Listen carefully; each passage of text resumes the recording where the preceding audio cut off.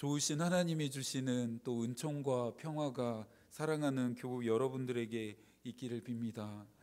영광스러운 이 부활의 아침에 사랑하는 교우들의 얼굴을 마주할 수 있는 것이 너무나 감사합니다. 예수 그리스도의 순환과 죽으심을 저희가 깊이 또 묵상하고 체험한 시간들을 보낸 이후에 맞이하게 되는 이 부활의 영광이 저희에게는 더욱더 찬란하기만 한 것 같습니다. 사순절 기간 동안에 강단의 스톨은 회개와 또 섬김과 청결과 영적인 씻음을 상징하는 보라색이었습니다. 그러나 오늘 부활의 아침인 오늘은 빛과 또 기쁨과 완전과 성결을 나타내는 흰색의 스톨이 걸려져 있습니다. 어두움이 깊어 갈수록 빛이 더 빛나게 되는 것처럼 부활하신 주님이 비추시는 이 찬란한 영광의 빛으로 말미암아 저와 여러분의 영혼이 더 맑아지고 밝아질 수 있기를 축복합니다.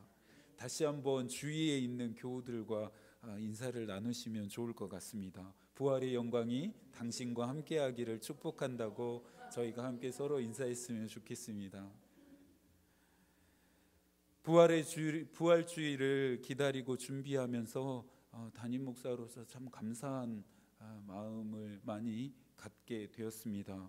먼저는 이 사순절을 시작하면서 교회에서 준비한 경건의 규칙들을 성실하게 또 지켜내고 예수 그리스도의 순환과 죽음에 관련된 말씀들을 함께 필사하고 또 묵상하고 기도하는 일들을 게을리 하지 않고 기쁨으로 참여해 주신 교우들에게 너무 감사하고 또 고마웠습니다.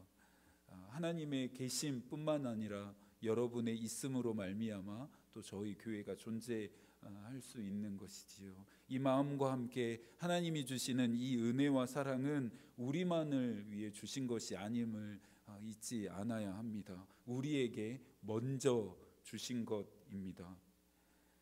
우리를 통해 하나님이 주시는 이 은혜와 사랑이 온 세상에 흘러가기를 원하시기 때문입니다. 부활의 영광은 저와 여러분의 것입니다. 그리고 이 영광의 빛이 들지 않는 죄와 사망의 권세 아래 살고 있는 자들에게도 이 부활의 영광은 전해질 수 있어야 합니다. 부활의 영광에 그들도 참여할 수 있어야 하겠지요. 부활하신 주님이 주시는 이 충만한 기쁨이 여전히 어둠 가운데 살고 있는 그들에게도 선사되고 깃들 수 있어야 합니다. 오늘 오후에는 부활하신 주님이 주시는 이 사랑과 은혜, 생명과 능력을 나누는 축제가 있습니다.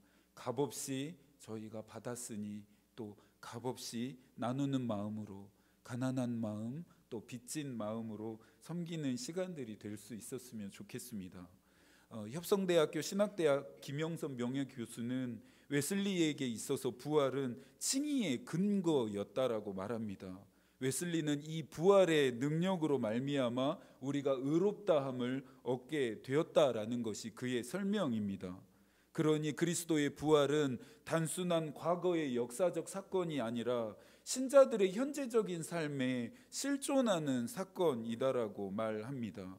우리에게 부활은 오래전에 일어났었던 사건이 아닙니다. 바로 오늘 저와 여러분이 경험하고 있는 실존적인 사건입니다. 매일매일 우리의 일상에서 경험되어져야 하는 능력입니다. 루터는 이 부활을 복음의 핵심이요 기독교 신앙의 근간으로 이해했습니다. 예수 그리스도의 이 순환과 이 죽으심 그리고 나아가 부활은 기독교가 말하는 이 복음의 핵심 줄거리가 된다라는 것이 그의 생각이었습니다.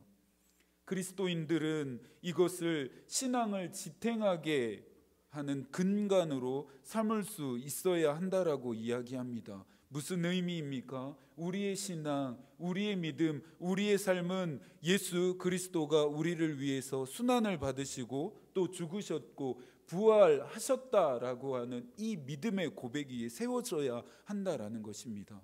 우리의 신앙의 근간, 우리의 믿음의 토대가 바로 이 내용들 위에 세워질 수 있어야 한다라고 루터가 우리에게 도전하고 있습니다. 골고다에서 세워진 십자가는 저주와 비난의 상징이었죠.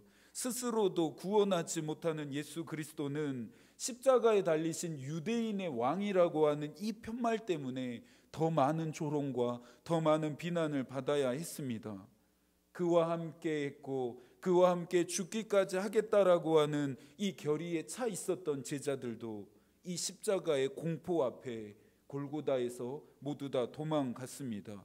실패와 좌절과 시면의 깊은 곳으로 가라앉고 있었던 제자들에게 예수의 부활은 그들이 진정으로 이해하지 못했던 십자가의 의미를 밝히는 중대한 사건이 됩니다.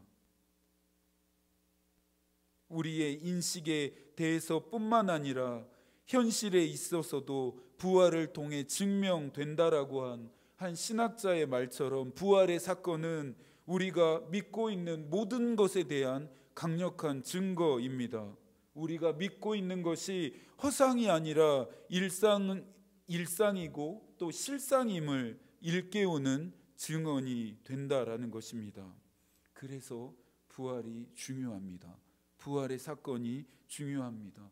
고린도전서 15장 17절에서 말합니다. 그리스도께서 다시 살아나는 일이 없으면 너희의 믿음도 헛되고 너희가 여전히 죄 가운데 있을 것이요. 이 본문이 의미하는 것이 무엇입니까? 부활이 없었다라면, 그리스도께서 다시 살아나는 일이 없었다라면 우리가 믿고 있는 모든 믿음이 헛되다 말하는 것입니다. 예수를 따라가려고 하는 우리의 헌신들, 우리의 결단들, 그분을 위해 살아가려고 하는 우리의 삶이 헛되다라고 말하는 것입니다. 그러면서는요, 여전히 우리가 죄 가운데 있게 된다라고 이야기합니다. 예수께서 부활하지 않으셨다면 우리의 믿는 모든 것은 쓸데없는 일이 되게 됩니다. 여전히 우리가 죄의 종노릇하며 살고 있게 됩니다. 연세대학교 김균진 박사는 부활은 십자가의 사건에 대한 하나님의 증명과 해명이요 답변이다. 그것은 예수의 삶과 죽음에 대한 하나님의 고백이다라고 부활을 정의합니다. 참 명쾌한 정리입니다. 자칫 길을 잃을 수 있는 부활의 이해에 대한 명확한 길잡이가 되는 정리입니다. 우리가 오늘 알아야 하는 부활의 참된 의미가 있습니다. 첫 번째는 죽음에 대한 승리입니다. 저와 여러분 그리고 인류를 지배하고 있었던 죽음에 대한 승리이기 때문입니다. 첫사람의 죄로 말미암아 그리고 우리의 죄로 인해 우리 모두가 죽게 되었지만, 사망의 영향력 아래 놓여 있게 되었지만, 예수 그리스도의 부활로 인해 하나님은 이 죽음의 영향력들을 산산이 부서뜨리셨습니다. 사순절 기간 동안 오후 예배 시간에는 예수 그리스도께서 이 죽음을 어떻게 이기셨는지에 대한 이야기를 나눴습니다. 죽은 나인성 과부의 아들을 살리십니다. 죽어가는 회당장 야이로의 딸을 살리십니다. 죽은 나사로를 살리십니다. 12해를 혈루증으로 앓으며 마치 죽은 자와 같은 삶을 살고 있었던 여자를 고치셨습니다. 그들의 이야기를 통해 얻게 되는 은혜가 무엇입니까? 이런 이야기들을 통해 우리가 얻게 되는 능력이 무엇입니까? 그들의 승리가 그들에게만 주어진 것이 아니라 부활의 능력을 믿는 우리에게도 오늘 주어졌다라는 것입니다. 죽음을 생명으로 바꾸시는 능력, 사망을 생명으로 바꾸시는 이 능력이 오늘 저와 여러분에게도 주어졌다라는 것이죠. 죽음은 인간에게 한계일 수는 있지만 전능하신 하나님에게는 한계가 아닙니다. 죄와 사망에 갇혀 희망 없이 살던 우리에게 부활의 소식은 소망입니다. 부활하신 주님과 함께 새로운 믿음을 가지고 새로운 소망을 살게 되었으니까 말입니다. 부활하신 이 부활의 참된 의미의 두 번째는 하나님 나라의 반격이 시작된 것입니다. 십자가에서 죽으신 예수 그리스도를 보며 마귀는 자신들이 이겼다 생각했을 것입니다. 골고다의 전투에서 대승을 거두었다 축배를 들었을 것입니다. 그러나 그들의 기쁨은 단 며칠 뿐이었습니다. 마귀가 간과한 것이 있었죠. 그들이 놓치고 있었던 것이 있었습니다. 십자가의 도가 하나님의 능력이 된다라고 하는 사실을 마귀는 간과했습니다. 그것을 알지 못했습니다.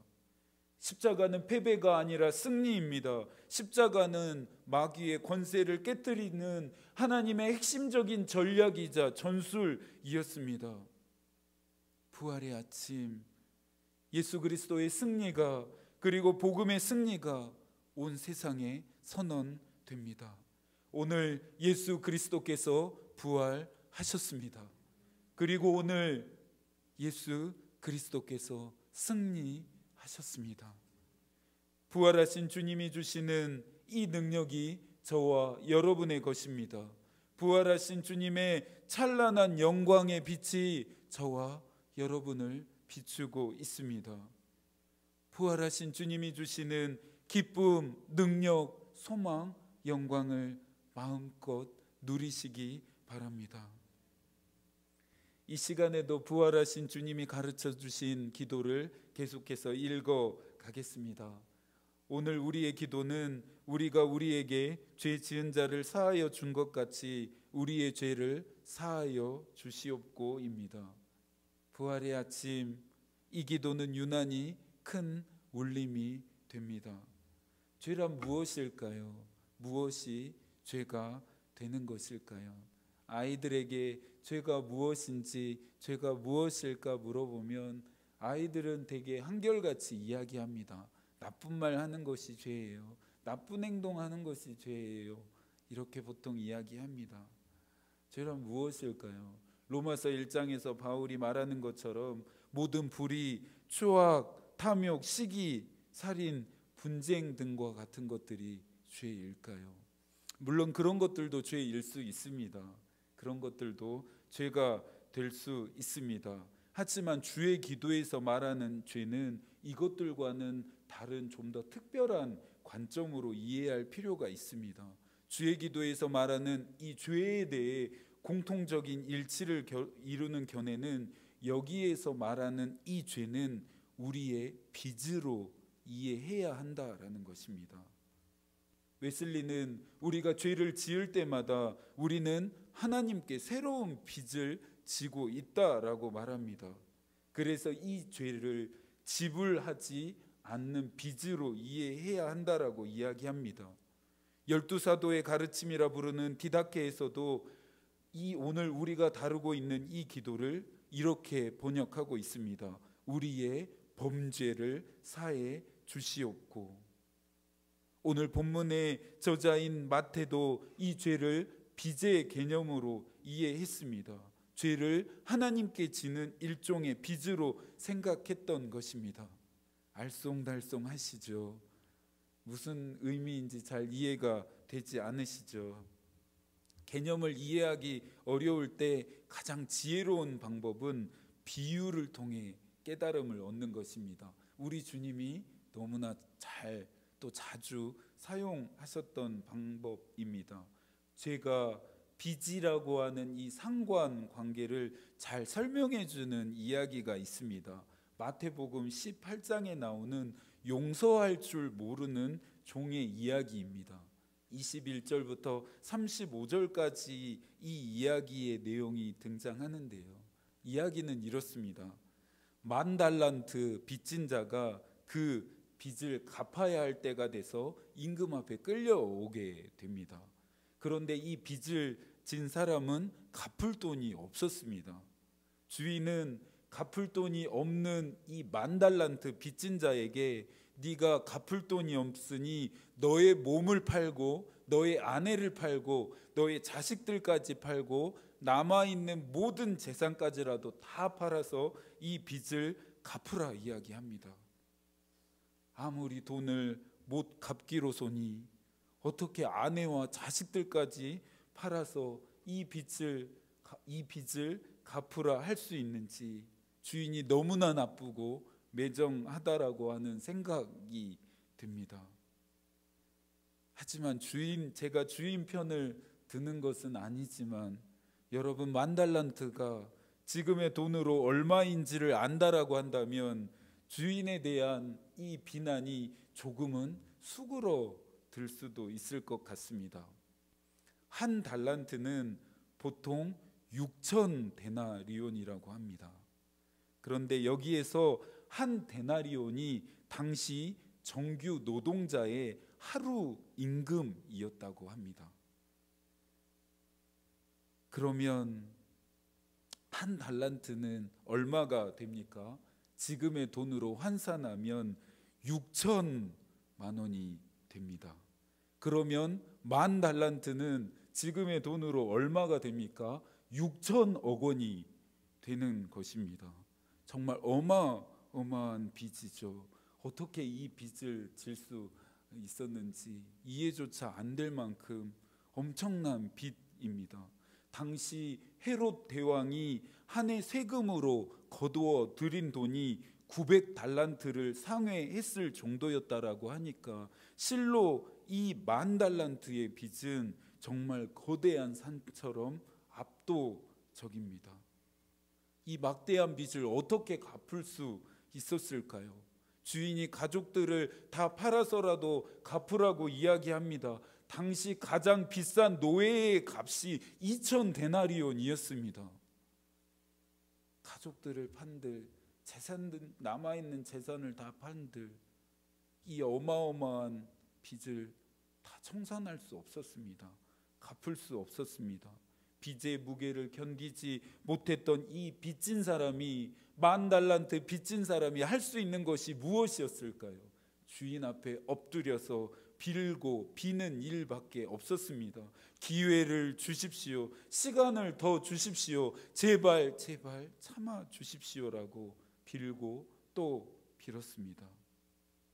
그런데 주인의 반응이 놀랍습니다. 마태복음 18장 27절입니다. 그 종의 주인이 불쌍히 여겨 놓아 보내며 그 빚을 탕감하여 주었더니. 주인은 빚진 자를 불쌍히 여겼다라고 합니다. 주인은 빚진 자를 불쌍히 여겨서 그 막대한 빚을 어떻게 했다고요? 탕감해 주었답니다. 그런데 이 이야기가 탕감받은 이 일 이후에 이상한 방향으로 흘러갑니다. 10,000달란트를 탕감받은 자가 자기에게 100데나리온을 빚진 동료를 만나게 됩니다. 10,000달란트 빚진 자는 자신에게 100데나리온 빚진 자의 빚진 이 동료의 멱살을 붙잡고 빚을 갚으라 독촉합니다. 내 돈을 빌려갔으니 빌려간 내 돈 100데나리온을 빨리 갚으라고 추궁합니다. 100데나리온을 갚을 길 없었던 동료가 동일하게 빌고 또 빕니다. 하지만 10,000달란트 이 빚진 자는 100데나리온을 빚진 이 동료를 돈을 못 갚았다고 해서 감옥에 보내버렸습니다. 이 소식을 주인이 전해 듣게 됩니다. 10,000달란트 빚진 자를 다시 불러오라 종들에게 명령합니다. 이 주인 앞에 다시 10,000달란트 빚진 자가 불려옵니다. 주인이 10,000달란트 빚진 자를 책망하면서 이야기합니다. 네가 빌고 빌었기에 그 막대한 빚을 전부 다 탕감해 주었는데 너를 불쌍히 내가 여긴 것 같이 너는 100데나리온을 빚진 너의 동료를 왜 불쌍하게 여기지 않았느냐? 왜 그를 불쌍히 대하지 않았느냐? 왜 그가 진 100데나리온의 빚을 탕감해 주지 않았느냐라고 주인이 그를 책망합니다. 당연히 그렇게 했어야 함을 경고하면서 10,000달란트 빚진 자도 똑같이 감옥에 보내게 됩니다. 이 비유를 통해서 주님이 가르치시려고 하는 교훈과 가르침이 무엇인지 여러분들 깨닫고 있으십니까? 죄는 하지 말라라고 하는 것을 범하는 것이 죄입니다. 예를 들어 십계명에 나오는 살인하지 말라, 간음하지 말라, 도둑질하지 말라라와 같은 하나님의 계명을 지키지 않고 어기는 것이 죄입니다. 이것을 지키는 것만 해도 잘했다, 칭찬받을 만한 아름다운 믿음입니다. 그러나 죄는 하나님이 하라 하신 것도 하지 않는 것이 죄가 됩니다. 하나님이 하라 하신 것을 순종하지 않은 것도 죄가 된다라고 하는 의미입니다. 주님 우리에게 심령이 가난한 사람이 되라 말씀하십니다. 애통하고 온유한 삶을 살라라고 말씀하십니다. 의에 줄이고 목마른 자가 되면서 긍휼히 여겨야 한다라고 말씀하십니다. 그렇지 않고 있다라면요, 우리가 그런 삶을 살고 있지 않다라면 우리 역시 하나님의 말씀과 계명을 따르지 않는 것이 된다라는 것입니다. 믿는 자들로서의 의무와 책임을 이행하지 않는 모든 것이 곧 하나님께 죄고 하나님께 빚을 지는 것이라고 이야기합니다. 예수의 순환과 죽음으로 말미암아 우리는 용서를 받았고 의롭다 함을 얻었기에 더 이상 우리는 회개가 필요 없는 것일까요?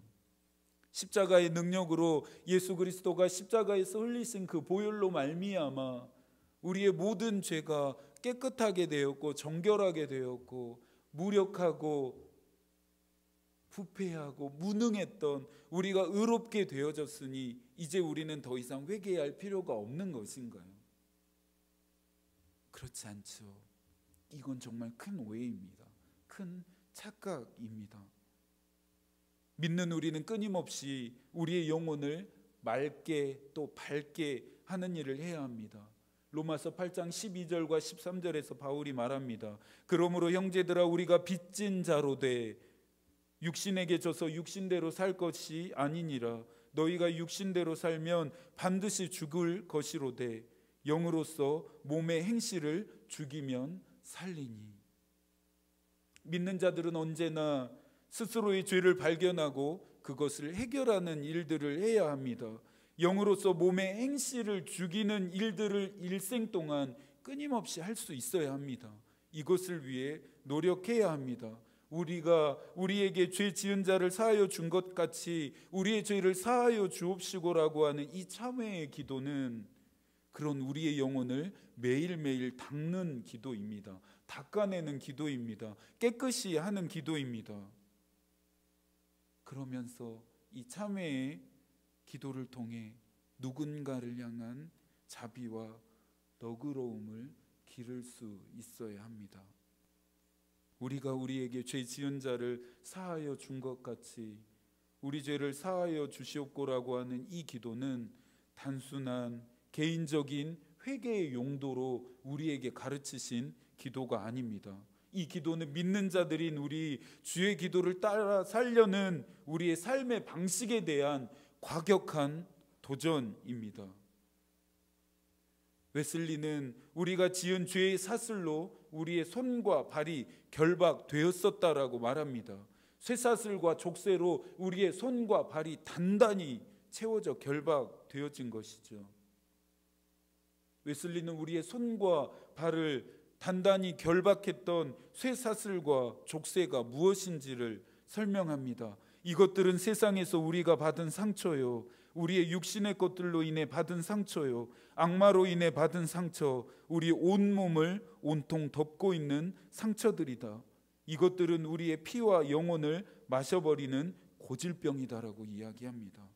그러면서 웨슬리는 마침내 이것들이 우리를 다시 죄와 사망의 무덤 속으로 끌고 데려간다라고 경고합니다. 웨슬리에게도 용서는 빚에 대한 탕감이었습니다. 그것은 쇠사슬과 족쇄를 풀어주는 일이라 말합니다. 누군가의 죄를 사해주는 일, 용서하는 일은 나뿐만 아니라 누군가의 피와 영혼을 삼켜버리는 상처와 고질병을 치료하는 능력이 됩니다. 하나님의 이름이 거룩히 여김을 받고 하나님의 나라가 오게 하고 하늘에서 이루어진 그 뜻이 이 땅 가운데 이루어지게 하고 나를 넘어서 다른 누군가의 일용할 양식을 구하는 기도보다 우리가 우리에게 죄 지은 자를 사하게 해달라고 하는 이 기도는 훨씬 더 강력한 믿음의 고백입니다. 결국에는 앞선 이 기도들이 오늘 우리가 다루고 있는 이 기도를 통해 실천되고 또 실현되기 때문입니다. 용서할 줄 모르는 종의 비유가 오늘 우리에게 주는 교훈과 가르침은 무엇입니까? 너희가 용서받은 대로 용서하라입니다. 너희가 불쌍히 여김을 받은 그대로 다른 누군가를 불쌍히 여기라입니다. 저와 여러분의 죄를 예수 그리스도께서 용서하심은 마땅한 일인가요? 저와 여러분을 위해 예수 그리스도께서 죽으심은 당연한 일인가요? 그렇지 않죠. 그렇지 않습니다. 10,000달란트 빚진 자가 불쌍히 여김을 받아 막대한 빚을 탕감받았듯이 하나님은 우리를 불쌍히 여기셔서 저와 여러분을 불쌍히 여기셔서 저와 여러분의 막대한 죄의 빚을 탕감해 주셨습니다. 왜 탕감해 주셨습니까? 갚을 능력이 없으니까요. 갚을 수 있는 방법이 없으니까요. 그래서 하나님이 저와 여러분을 불쌍히 여기셔서 막대한 죄의 빚을 모두 다 탕감해 주셨습니다. 우리에게 자격이 있었기 때문입니까? 우리가 받을 만한 행위와 공로가 있었기 때문입니까? 아닙니다. 아니에요. 주인의 자비로움 때문이었습니다. 자비로운 그 주인의 마음에 의해 값없이 조건 없이 우리가 받았습니다.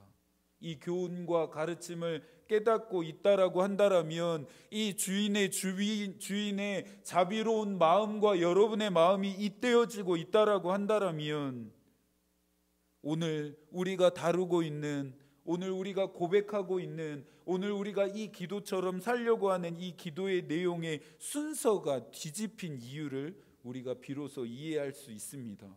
하나님께 죄를 용서해 달라고 하는 기도가 선행되어지지 않습니다. 우리가 우리에게 죄 지은 자를 먼저 용서하는 것이 우선되고 있습니다.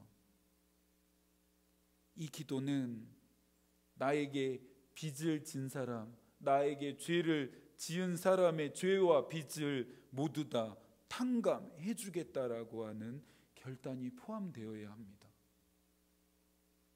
누가도 이 교훈과 가르침에 대해서 말합니다. 누가복음 6장 37절입니다. 용서하라, 그리하면 너희가 용서를 받을 것이요.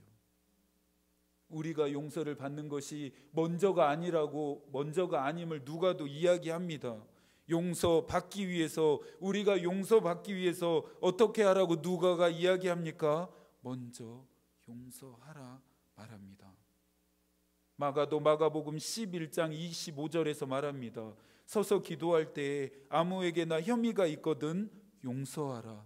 그리하여야 하늘에 계신 너희 아버지께서도 너희 허물을 사하여 주시리라. 내 허물을 사해 주십시오. 내 죄를 사해 주십시오. 내 빚을 하나님 모두 다 탕감해 주십시오라고 하는 기도가 먼저가 아니라고 마가가 이야기합니다. 너희가 기도할 때에 어떻게 하라고 말합니까? 다른 사람의 혐의, 다른 사람의 잘못, 다른 사람의 빚을 먼저 용서하고 탕감해 주라 이야기합니다. 그리하여야, 그렇게 하면 너희의 허물도 사함을 받게 되어진다라고 마가가 이야기하고 있습니다. 여러분에게 빚을 탕감해 주어야 할 사람이 있습니까? 죄와 잘못을 용서해 주어야 하는 사람이 있습니까? 금전적인 빚만의 탕감을 말함이 아닙니다. 후스토 곤잘레스는 저와 여러분이 탕감해 줘야 할 사람들에 대해서 말합니다. 나의 몸과 마음에 깊은 상처를 준 사람, 내 험담을 하는 사람, 어떤 식으로든 내게 아픔을 주는 사람, 혹 나를 해치려고 음모를 꾸미는 사람이다. 이 사람들이 우리에게 빚진 사람들이고 우리를 하나님께 빚지게 하는 사람들이라고 후스토 곤잘레스는 우리에게 이야기하고 있습니다. 부활의 아침, 부활하신 주님이 주시는 은혜와 영광이 저와 여러분을 비추고 있습니다. 우리를 대신해서 십자가에서 죽으신, 또 그리고 부활하신 그 주님을 사랑하고 그 주님께 헌신하겠다라고 이 아침에 저희가 결단하는 마음으로 예배를 드리고 있습니다. 그런데 여러분, 이 주님을 향한 믿음, 주님을 향한 이 사랑은 나에게 크고 작은 빚을 진 사람을 용서하는 삶으로 증명됩니다. 저와 여러분의 믿음, 저와 여러분의 결단과 헌신은 오늘 예배를 통해서만 증명되어지는 것이 아니라 내가 용서하고 탕감해줘야 할 크고 작은 빚을 진 사람들을 대함으로 말미암아 증명되어집니다. 그러니 이 탕감해 주는 일은, 그리고 이 용서하는 일은 우리가 하나님을 사랑한다 말하는 가장 크고 깊은 고백이 되는 것이지요. 그런데 생각해야 할 것이 있습니다. 탕감해 주는 일, 용서하는 일이 너무나 힘들고 어려운 일이라는 것입니다. 아무리 내가 탕감해 주려고 한들, 아무리 용서하려고 한들 이것이 쉽게 되어지지 않기 때문입니다. 나의 의지, 나의 노력, 나의 힘으로 할 수 없기 때문입니다. 그렇게 되어지는 일이 아니죠. 만약 그렇게 되어져서 할 수 있다라고 한다면 나의 힘과 나의 의지와 나의 노력과 나의 결심으로 누군가의 잘못, 나에게 상처를 주고 나에게 빚을 진 사람들을 탕감해 주는 일이 그렇게 쉬웠다라고 한다라면 우리의 마음이 지옥으로 변하는 일은 일어나지 않습니다. 그럼 어떻게 가능할까요? 어떻게 우리가 탕감할 수 있고 용서할 수 있게 되는 것일까요? 부활의 능력이 필요합니다. 한계를 넘어서는 그분의 능력이 필요합니다. 웨슬리가 말했던 것처럼 우리를 사망의 무덤으로 끌어내리려고 하는 악마적인 힘과 상처를 해결할 수 있는 것은 오직 예수 그리스도의 능력에 있기 때문입니다. 부활하신 그분에게 있기 때문입니다. 그래서 그분께 도움을 요청해야 합니다. 용서를 생각할 때 늘 저희가 생각하게 되는 것이 있습니다. 어려움과 억울함입니다.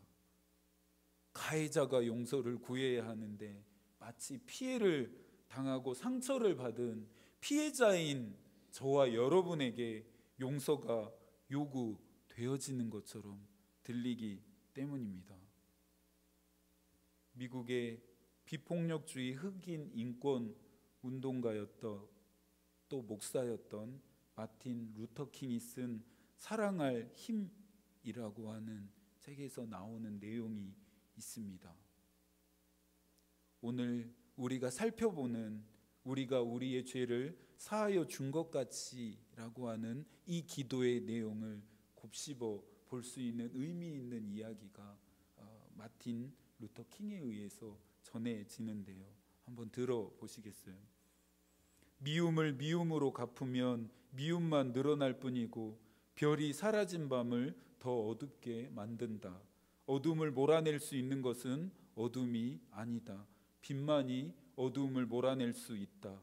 미움을 몰아낼 수 있는 것은 미움이 아니다. 사랑만이 미움을 몰아낼 수 있다. 끝없이 나락으로 떨어지는 파멸의 소용돌이처럼 미움은 미움을 더하고 폭력은 폭력을 더하고 완강함은 완강함을 더한다.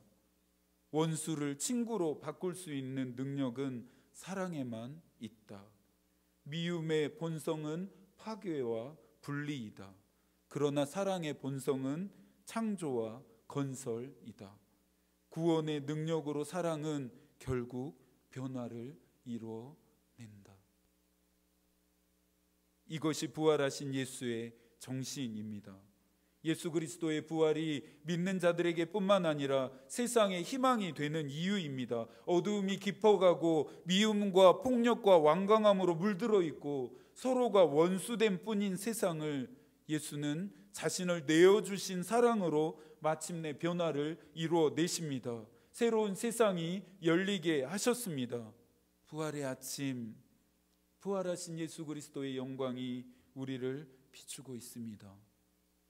부활의 영광을 경험한 우리는 오늘 주의 기도를 통해 주시는 교훈과 가르침을 붙들고 세상으로 나아가 구원의 능력이 되시는 부활하신 예수 그리스도를 전해야 합니다.